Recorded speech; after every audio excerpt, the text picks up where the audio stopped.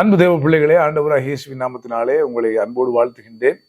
சமநிலை பிரமாணத்தை ஆவிக்குரிய ஜீவியத்திலே நாம் கடைபிடிக்க வேண்டும் என்று சொல்லி சில நாட்களாக அவைகளை நாம் தியானித்துக் கொண்டு வருகின்றோம்.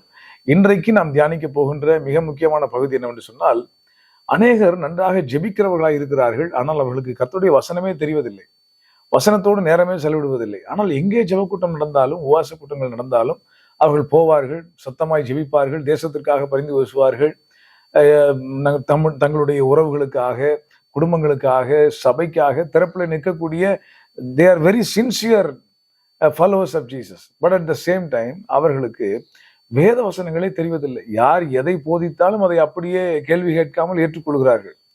எது கள்ள உபதேசம், எது கள்ள போதகம், நல்ல போதகம் என்பதை அறிய முடியாமல், பிரித்தறிய முடியாமல் இருப்பதற்கு காரணம் என்னவென்று சொன்னால், அவர்கள் வேதத்தை தியானிப்பதே இல்லை. சில வேதத்தை வாசிப்பார்கள், தினமொரு அதிகாரம், காலையிலே ஒரு சங்கீதம், மாலையிலே ஒரு நீதிமொழிகள், இப்படியாக கதையை ஓட்டி கொண்டிருக்கிறார்கள்.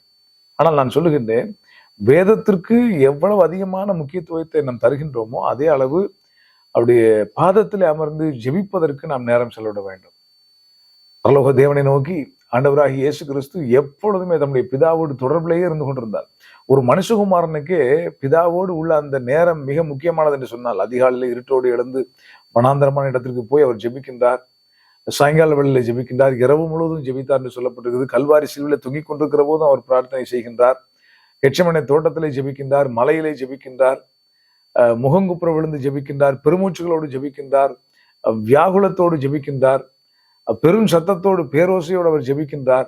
அன்பு தேவ பிள்ளைகளே, மனுஷகுமாரனாகிய ஆண்டவராகிய இயேசு கிறிஸ்துவுக்கே ஜெப வாழ்க்கை அவ்வளவு முக்கியம் என்று சொன்னால், நம்முடைய ஜெப வாழ்க்கை மிக மிக அவசியமானது, முக்கியமானது.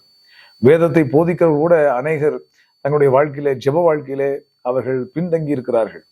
ஸோ நாம் வேதத்தை எவ்வளவு போதிக்கிறோமோ அதே அளவுக்கு வேதத்தோடு செலவிடுகிற நேரத்தை அவருடைய பாதத்திலும் செலவிட வேண்டும்.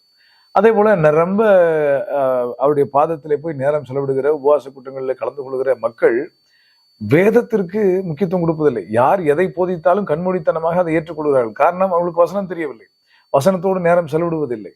இந்த நாளிலே கர்த்தர் நமக்கு சொல்லுகின்ற ஆலோசனை என்னவென்று சொன்னால், நாம் வேதத்திற்கு கொடுக்கின்ற நேரத்தை அவருடைய பாதத்திற்கும் நாம் கொடுக்க வேண்டும். இந்த வேதத்தோடு நேரம் செலவழித்தால் அது பேதையை ஞானியாக்கும், அது ஆத்துமாவை உயிர்ப்பிக்கும். சரியான நேரம் இந்த இரண்டிலும் செலவிட கர்த்தர் நமக்கு உதவி செய்வாராக. God bless you.